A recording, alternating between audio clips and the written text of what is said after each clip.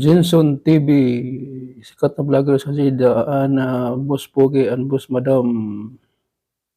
Ito po yung yung elevator instruction sa lugar namin. Ano nakalagay dito? Number 1, lead. Basta number 1, number 2, number 3, kaya na ba sa mga ka-OFW, mga sadik. 4, 5, 6, may instruction dyan. Number 1, lead indicated must be.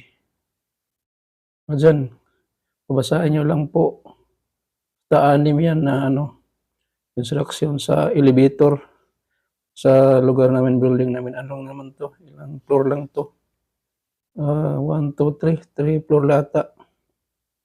So, yan lang muna mga ka-OFW, mga sadik.